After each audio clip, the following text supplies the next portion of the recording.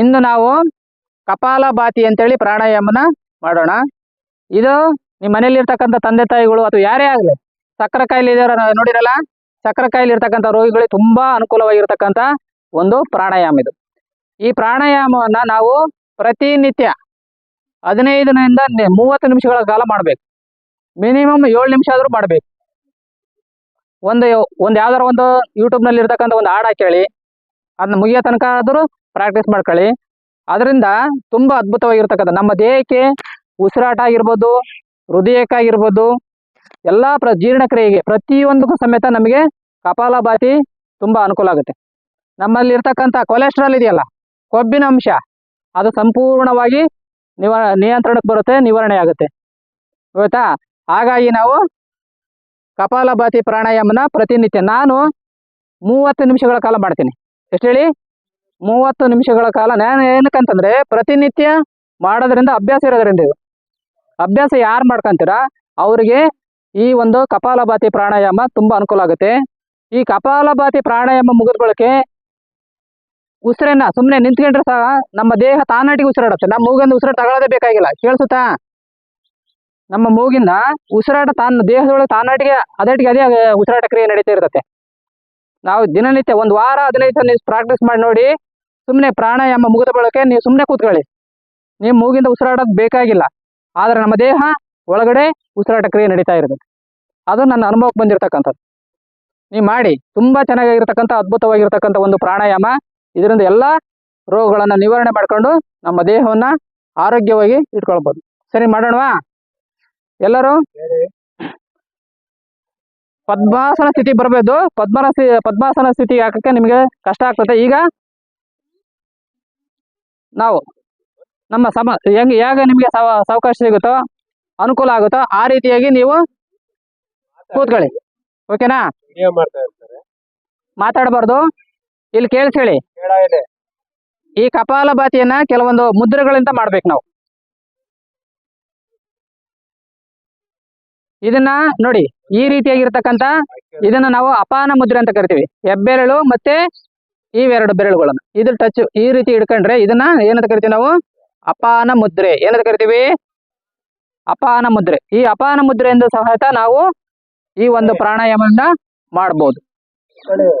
ಅದಾದ್ಮೇಲೆ ಈ ರೀತಿಯಾಗಿ 5 ಬೆರಳುಗಳನ್ನ ಸುಲಭವಾಗಿ ಈ ರೀತಿಯಾಗಿರ್ತಕ್ಕಂಥ ಮುದ್ರೆಯಲ್ಲಿ ಸಹ ನಾವು ಕಪಾಲಭಾತಿ ಪ್ರಾಣಾಯಾಮನ ಮಾಡಬಹುದು.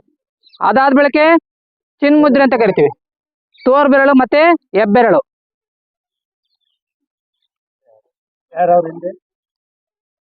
ತೋರ್ ಬೆರಳು ಮತ್ತೆ ಹೆಬ್ಬೆರಳು ಈ ರೀತಿ ಹಾಕಿದಾಗ ಏನಾಗುತ್ತೆ? ನಾವು ಈ ಮುದ್ರೆನ ಹಾಕಿ ನಾವು ಸಹ ಪ್ರಾಣಾಯಾಮನ ಮಾಡ್ಬೋದು.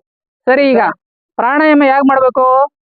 ಕಪಾಲಭಾತಿ ಪ್ರಾಣಾಯಾಮ ಮಾಡ್ಬೇಕಂತಂದ್ರೆ ನಾವು ಹೇಗೆ ಮಾಡ್ತೀವಿ?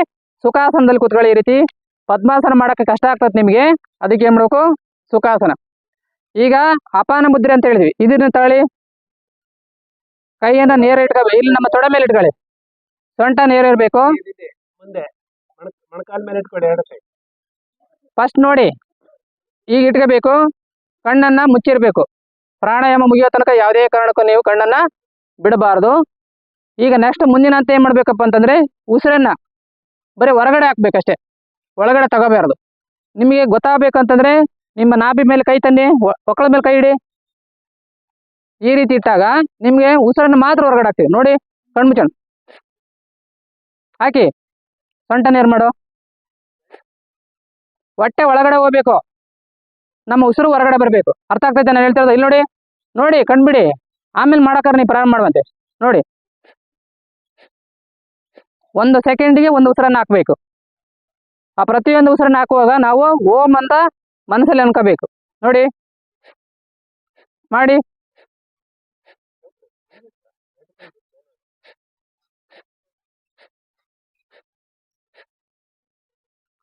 ಯಾರು ಮಾಡ್ತಿಲ್ಲ, ಬರೀ ಉಸಿರಾಡ್ತಾ ಇದ್ದೀರಾ. ಉಸಿರು ಹೊರಗಡೆ ಬರೋದು ನಿಮಗೆ ಫೋರ್ಸ್ ಆಗಿ ಗೊತ್ತಾಗಬೇಕದು. ಬಾಯಿ ಮುಚ್ಚಿ, ಕಣ್ಣು ಮುಚ್ಚಿ. ಈಗ ನಿಮ್ಮ ಅನುಭವಕ್ಕೆ ಬರ್ತಾ ಇದೆಯಾ? ಹೊಟ್ಟೆ ಒಳಗಡೆ ಹೋಗುತ್ತಾ? ಹೊಟ್ಟೆ ಒಳಗೆ ಹೋಗ್ತಾರಕ್ಕಂತ ನಿಮಗೆ ಕೈಗೆ ಸ್ಪರ್ಶ ಆಗುತ್ತಲ್ಲ, ಗೊತ್ತಾಗುತ್ತೆ ನಿಮಗೆ. ಕಣ್ಣು ಮುಚ್ಚಿ ಮಾಡಿ, ಉಸಿರನ್ನು ಹೊರಗೆ ಹಾಕಿ. ಪರವಾಗಿಲ್ಲ, ಮೂಗಲ್ಲಿ ಗೊಣ್ಣೆ ಬಂದ್ರೆ ಏನು ತೊಂದರೆ ಇಲ್ಲ, ಮಾಡಿ. ನಗಬಾರ್ದು, ಹಾಕಿ ಫೋರ್ಸಲ್ಲಿ ಉಸಿರು ಹಾಕಿ ಹೊರಗಡೆ.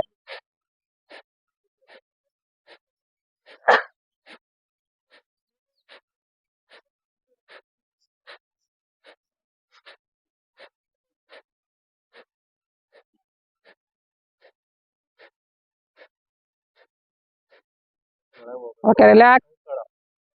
ನೀವು ಯಾರು ಸಖಿ? ಜೋರಾಗಿ ಜೋರಾಗನ್ನಿ ಜೋರಾಗನ್ನಿ. ಯುದ್ಧಕ್ಕೆ ಮಾಡ್ದಂಗ ಬಿದ್ದಕ್ಕೆ ಉಸಿರಾಡಕ್ಕೂ ಯುದ್ಧಕ್ಕೆ ಬಿದ್ದಿದ್ರಲ್ಲೋ.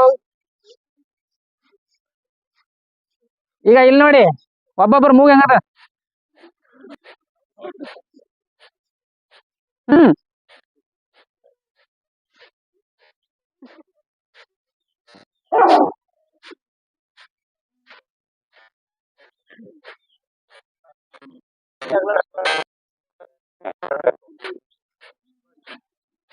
ನಾವು ಈ ಒಂದು ಪ್ರಾಣಾಯಾಮ ಮಾಡುವಾಗ ನಮ್ಮ ಮುಖದಲ್ಲಿ ಮುಗುಳ್ನಾಗಿರ್ಬೇಕು ಯಾವಾಗಲೂ. ನೋಡಿ, ಮುಂದೆ ವಯಸ್ಸಾದಂಗೆ ಆದಂಗೆ ನಮ್ಮ ಮುಖದಲ್ಲಿ ಇರ್ತಕ್ಕಂಥ ನಮ್ಮ ಚರ್ಮ, ಬಾಡಿ ಚರ್ಮ ಎಲ್ಲ ಸುಕ್ತಾ ಬರ್ತತೆ ಅಲ್ವಾ. ನಿಮ್ಮ ಮುಖದ ಸೌಂದರ್ಯ ಹೆಚ್ಚಾಗಬೇಕು.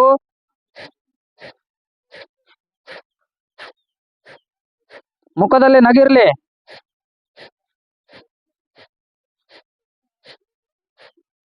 ಒಂದೊಂದು ನಿಮಿಷ ಪ್ರಾಕ್ಟೀಸ್ ಮಾಡಿ ಸಾಕು. ನೆಕ್ಸ್ಟ್ ತಲೆ ಎತ್ತಿ.